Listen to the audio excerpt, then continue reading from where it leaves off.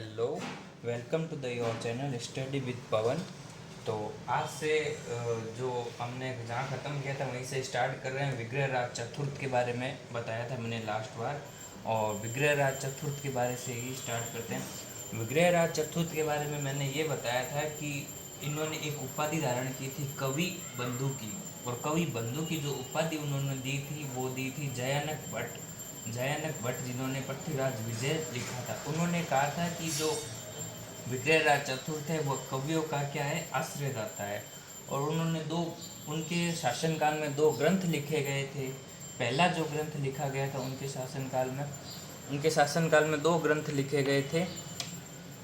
एक ग्रंथ लिखा गया था सोमदेव, एक ग्रंथ था ललित विग्रहराज। ललित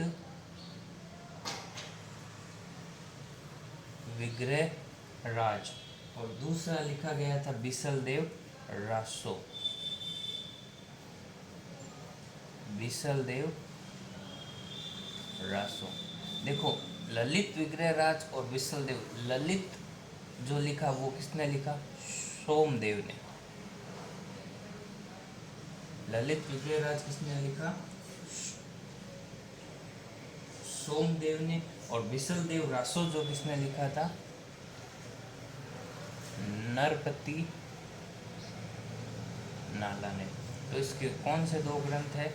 एक ललित विग्रहराज और एक बिसलदेव। ललित और सोमदेव। बिसलदेव रासो किसने लिखा? नरपति नाला ने।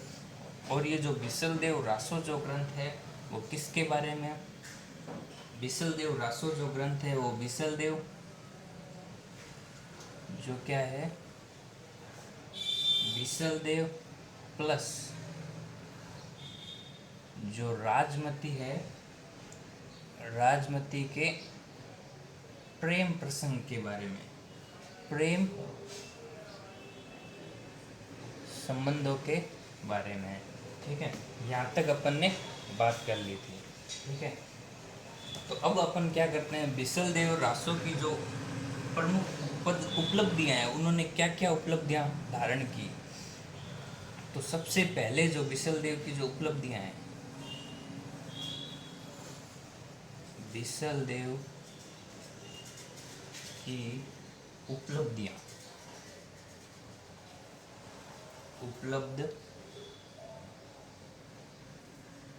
बिसलदेव की उपलब्धियाँ, बिसलदेव ने कौन कौन सी उपलब्धियाँ धारण की। सबसे पहले जो उसने क्या किया था, चित्तौड़गढ़ के शासक कुमारपाल के गवर्नर सज्जन सिंह को हराया था। चित्तौड़गढ़ के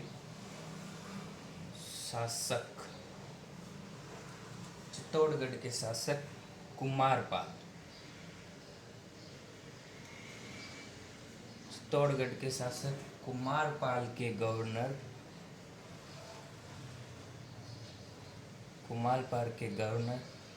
सज्जन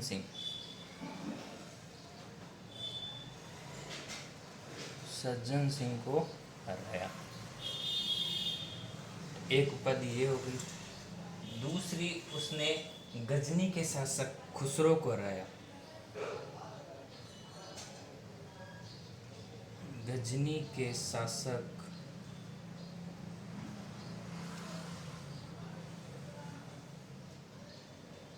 खुसरो को हराया। तीसरी उसकी क्या थी, कन्नौज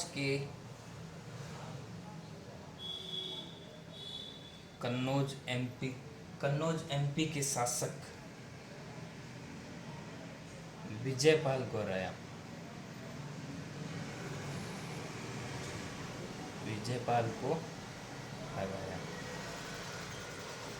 ठीक है, तो देखो बिसलदेव रासो की जो उपाधियाँ थी उसकी क्या थी।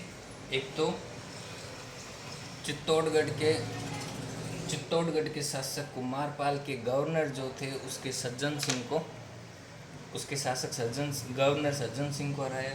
दूसरे, गजनी के जो शासक थे वो खुसरो को हराया। और तीसरी, कन्नौज एमपी के शासक विजयपाल को हराया। ठीक है, और बिसलदेव की जो निर्माण कार्य, विशलदेव के जो निर्माण कार्य है उसमें सबसे पहले उन्होंने एक संस्कृत पाठशाला का निर्माण करा।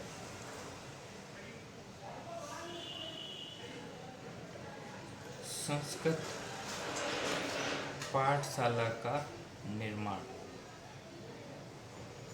संस्कृत पाठशाला का निर्माण करवाया था। इस संस्कृत पाठशाला में जो क्या है कि हरिकेली नाटक की रचना, इसमें क्या है कि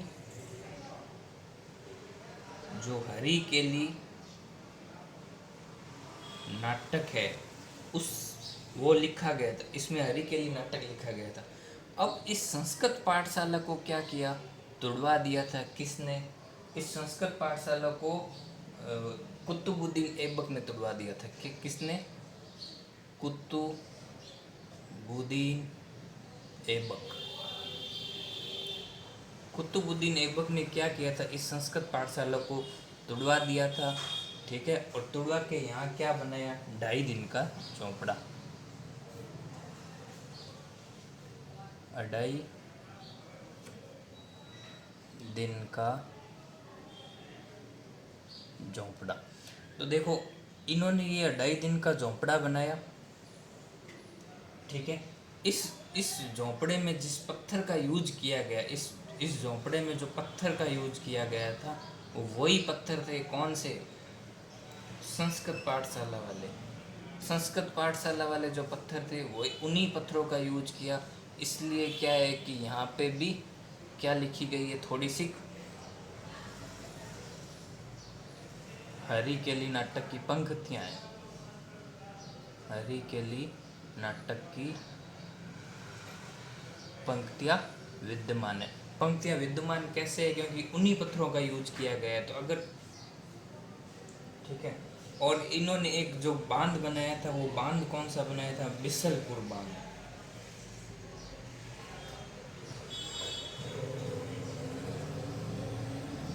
बिसलपुर बांध कहाँ है ये? टोंक में। ठीक है, तो ये क्या थी, विशलदेव चौहान के बारे में प्रमुख बातें थी। ठीक है, तो इन्होंने संस्कृत पाठशाला निर्माण करा। उस संस्कृत पाठशाला में हरिकेली नाटक की रचना थी, और उसी पत्थरों से क्या किया, कुतुबुद्दीन ऐबक ने 2.5 दिन का झोंपड़ा बना दिया। तो इसी कारण यहाँ हरिकेली नाटक की पंक्तियाँ अभी भी विद्यमान है। ठीक है, और इसके बाद अपन बात कर रहे हैं सम्राट पृथ्वीराज चौहान। उसके बाद जो प्रमुख शासक है वो है सम्राट पृथ्वीराज चौहान।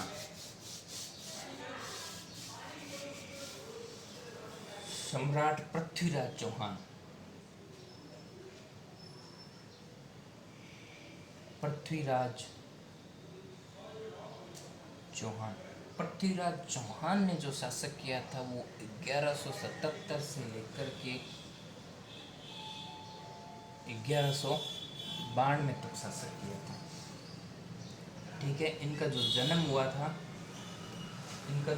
हुआ, जन्म अहिल्यापाटन, गुजरात।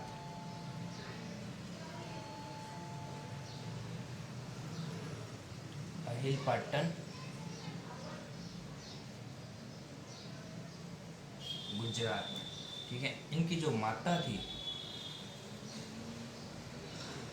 इनकी माता थी कपूरी देवी। इनकी माता थी कपूरी देवी। कपूरी देवी, कपूरी देवी कौन थी? दिल्ली के शासक अंगद पाल तोमर की पुत्री थी। दिल्ली के शासक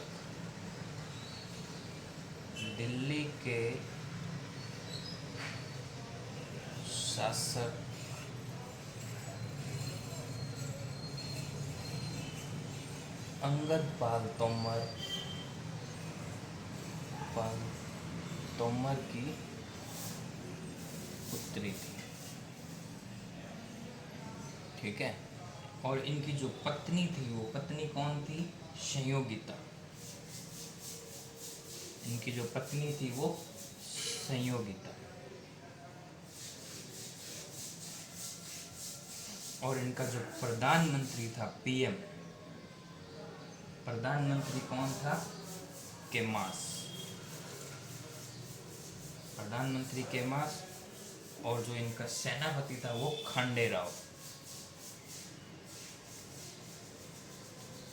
सेनापति कौन था? खांडेराव। ठीक है। अब पृथ्वीराज चौहान के बारे में सबसे पहले जो इनका चचेरा भाई था पीसी थर्ड, पृथ्वीराज चौहान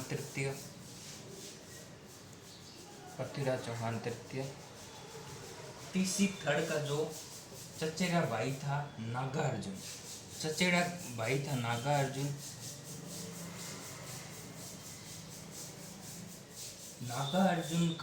नागार्जुन ने विद्रोह किया।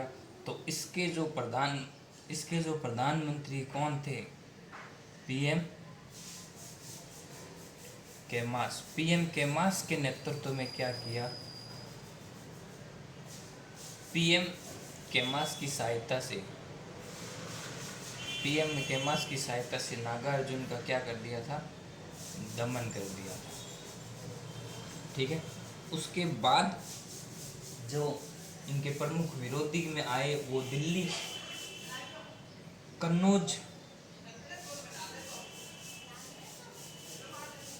कन्नौज के जयचंद गढ़वाल। जयचंद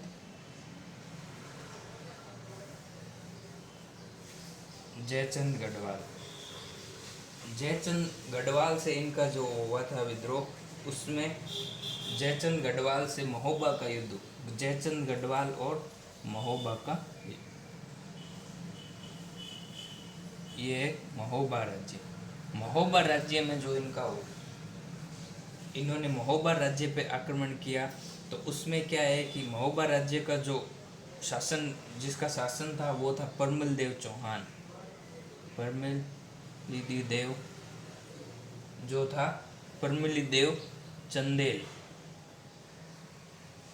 परमिलदेव चंदेल के दो शासक थे। परमिलदेव चंदेल के दो सेनापति थे, आला और उदल। और दूसरा कौन था? नंबर 1 था आला, नंबर 2 था उदल। और ये युद्ध हुआ कब था? 1182 में। और महोबा का युद्ध, महोबा राज्य, या इसको क्या कह सकते हैं? महोबा का युद्ध।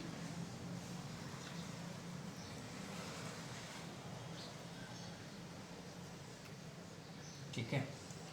तो ये हुआ था 1182 के अंदर। और इसके अंदर आला और उदल दोनों वीर गति को प्राप्त हो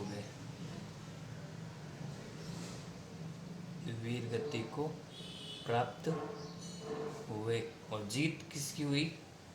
जीत हुई पीसी थर्ड की, यानी कि पृथ्वीराज चौहान तृतीय की। ठीक है। उसके बाद जो एक और युद्ध की जानकारी जो मिलती है वो है नागौर का युद्ध।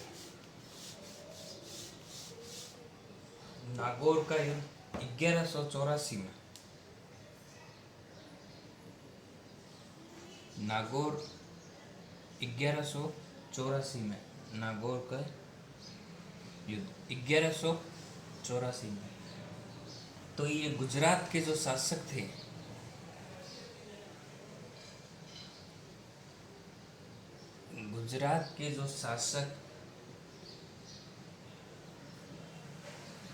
भीम सिंह सेकंड, गुजरात के शासक भीम सिंह, गुजरात के जो शासक थे भीम सिंह, इनके पीएम तथा पीसी थर्ड के पीएम, इनके पीएम कौन थे? जगदेव। इनके पीएम जगदेव। और पीसी थर्ड के पीएम कौन थे? केमास। इन दोनों के मध्य क्या हो गया था? इन दोनों ने मिलकर क्या कर दिया था? इन दोनों ने मिलकर के क्या किया? समझौता किया। तो युद्ध नहीं हुआ। ठीक है। उसके बाद जो प्रमुख युद्ध की जो जानकारी मिलती है वो मिलती है मोहम्मद घोरी और पृथ्वीराज चौहान के बारे में। तो ये प्रमुख तीन जो युद्ध थे, जो प्रमुख तीन जो थे, पहले नागार्जुन का दमन। देखो, सबसे पहले जो नागार्जुन का दमन हुआ वो पीएम केमास की सहायता से उन्होंने नागार्जुन के जो चचेरे पीएम जो पीसी थर्ड है उसके चचेरे भाई थे उसका दमन कर दिया नागार्जुन। उसके बाद जो जो युद्ध हुआ था, जो प्रमिल देव चौहान और पीसी थर्ड के मध्य, उसमें आला और उदल वीर गति को प्राप्त हुए और इसमें पृथ्वीराज चौहान की जीत हुई। और तीसरा जो नागौर का युद्ध था जो नहीं हुआ, क्यों नहीं हुआ? क्योंकि भीम सिंह जो पीएम, भीम सिंह गुजरात के शासक भीम सिंह और जगदेव जो पीएम थे और पीसी थर्ड के पीएम केमास, इनके मध्य क्या हो गया था? समझौता हो गया था, इसलिए ये युद्ध नहीं हुआ, इसलिए ये युद्ध टल गया था। ठीक है। अब अपन जो नेक्स्ट है वो है मोहम्मद घोरी का आक्रमण। मोहम्मद घोरी और पृथ्वीराज चौहान के मध्य कौन कौन से युद्ध हुए उसके बारे में जानकारी प्राप्त करते हैं।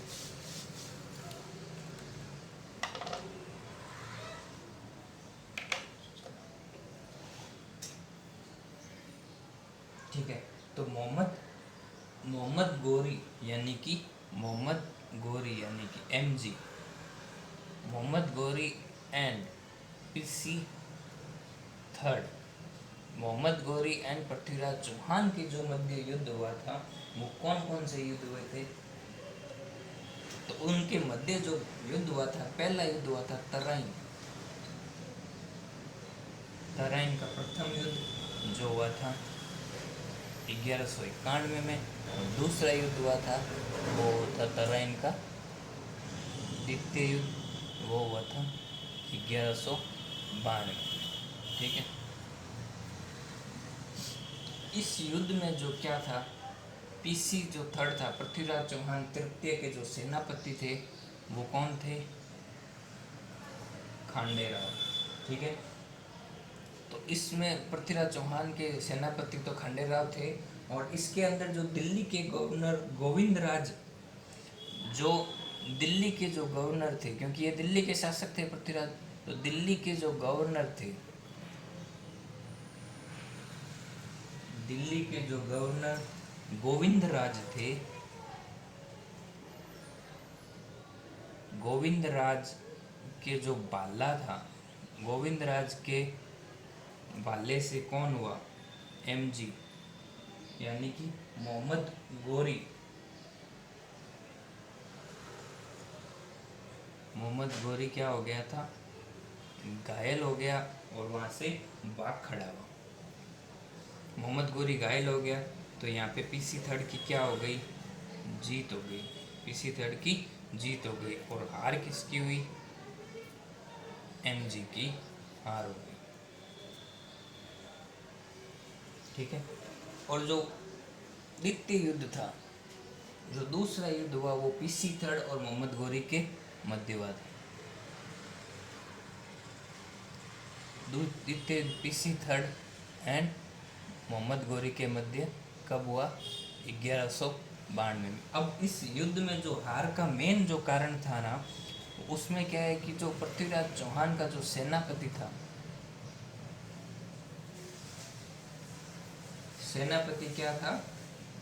खांडेराव ने भाग नहीं लिया, खांडेराव ने भाग नहीं लिया। सबसे महत्वपूर्ण कारण तो यही माना जाता है, क्योंकि 1991 में जब मोहम्मद घोरी घायल हो गया था तो पृथ्वीराज चौहान ने उसका पीछा नहीं किया, और पीछा नहीं करने के कारण उसने क्या है कि 1 साल बाद वो वापस क्या है कि इस युद्ध किया। और दूसरा एक कारण तो ये था इसकी हार का, दूसरा कारण क्या था कि उसकी अपूर्ण सैनिक तैयारी, अपूर्ण सैनिक तैयारी, अपूर्ण सैनिक तैयारी थी। ठीक है। तो इसमें क्या हुआ? पीसी थर्ड की हार हुई और मोहम्मद गोरी क्या हुआ, जीत गया। देखो, इसके बारे में जो तराइन के युद्ध के बाद की जो कहानी है उसमें ये है कि पृथ्वीराज रासो पृथ्वीराज रासो जो ग्रंथ है वो लिखा है चंद्रबदई ने लिखा है, जिसका मूल नाम क्या है, पृथ्वीवट। जिसका मूल नाम है पृथ्वीवट। इसने ये लिखा है कि PC third and Mohammad Ghori के मध्य 21 युद्ध हुए थे। 21 युद्ध हुए थे, पर संपूर्ण जो जानकारी के बाद जो निकला है कि वो 2 युद्ध के बारे में ही जानकारी, मतलब इसके अंदर लिखा गया है कि ये लिखा गया है इसमें ये। फिर इसमें ये बताया गया है कि मोहम्मद गोरी जो था, एमजी मोहम्मद गोरी ने पीसी थर्ड को कहाँ लेके गया, पीसी थर्ड को गजनी ले गया,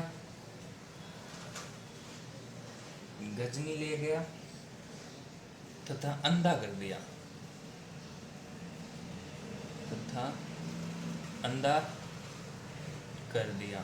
ठीक है, अंधा कर दिया। वहां पर क्या है,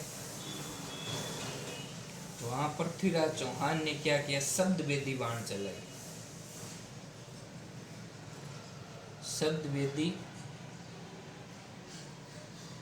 शब्द वेदी बाण से मोहम्मद गोरी को मार डाला।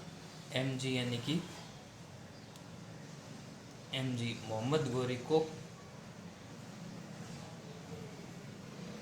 मार दिया। और यहाँ पे ये बताया जाता है कि बाद में चंद्रबदई और पृथ्वीराज चौहान ने आत्महत्या कर ली थी। और एक दूसरा हमीर महाकाव्य में क्या बताया गया, देखो, सबसे पहले जो तराइन का प्रथम युद्ध और तराइन का द्वितीय युद्ध में क्या था, पीसी थर्ड यानी पृथ्वीराज चौहान का जो सेनापति खांडेराव था, खांडेराव के जो नेतृत्व में दिल्ली के गवर्नर गोविंद राज के भाले से मोहम्मद गोरी क्या हो गया, घायल हो गया और वहां से भाग खड़ा हुआ। तो पीसी थर्ड की यहाँ जीत हो गई और मोहम्मद गोरी की क्या हो गई, हार हो गई।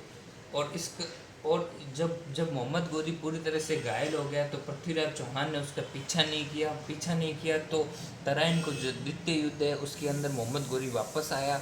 और उस द्वितीय युद्ध में क्या है कि खांडेराव ने भाग नहीं लिया था और सैनिक तैयारी में पूर्ण नहीं थी, क्योंकि ये शहर सरापटों में और खुशियों में विलीन हो गए थे। उन्होंने ध्यान ही नहीं दिया कि मोहम्मद गोरी वापस भी युद्ध करने आ सकता है, तो उन्होंने पूरी तैयारी नहीं की, सेनापति ने भाग नहीं लिया। इससे क्या पृथ्वीराज चौहान तृतीय की हार हो गई और मोहम्मद गोरी क्या हो गया, जीत गया। और पृथ्वीराज रासो जो चंद्रबदई ने लिखा है, जिसका मूल नाम पृथ्वी भट्ट है, उसने पृथ्वीराज चौहान और मोहम्मद गोरी के मध्य 21 युद्धों का वर्णन किया है।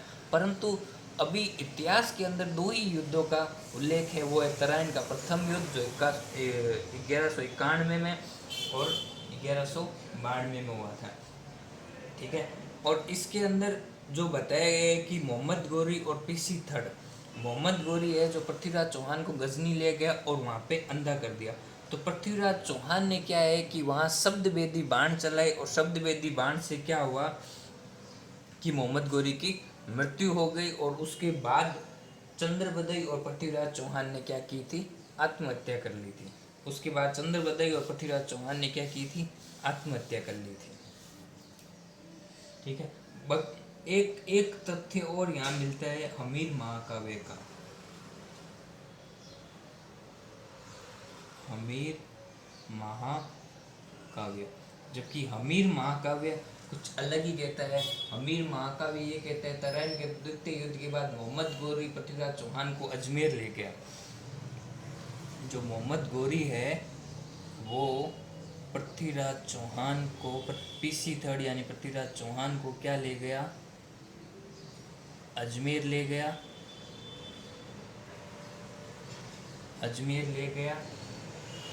और वहाँ बंदी बना के अंधा कर दिया, बंदी बनाकर अंधा कर दिया। और वहाँ पीसी थर्ड ने क्या की, भागने की कोशिश की और मार दिया। भागने की क्या की, भागने की कोशिश की और वह मारे गए। भागने की कोशिश की, वह मारे गए।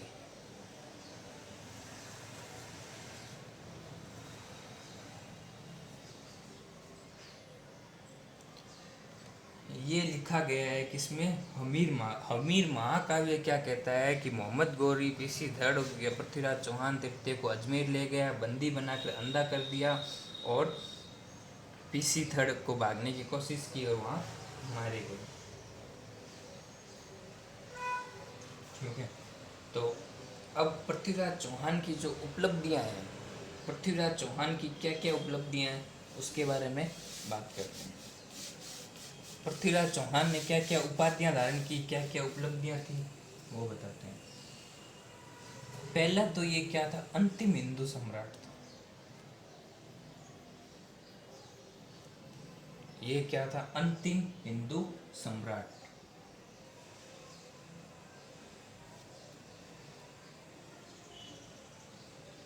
उपलब्धि क्या थी, अंतिम हिंदू सम्राट। पहली अंतिम हिंदू सम्राट। दूसरी क्या है, राय पिथौरा।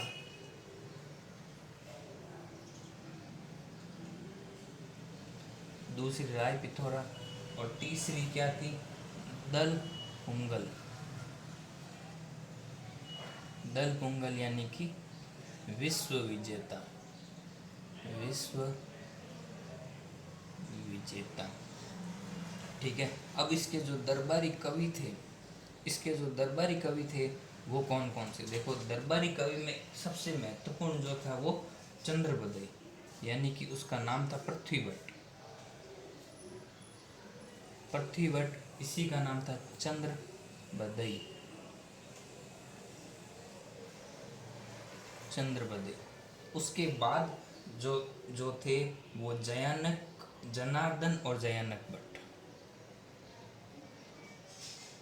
जनार्दन और जयानक भट्ट। और दो, जनार्दन और जयानक भट्ट। उसके बाद विद्या वागीश्वर,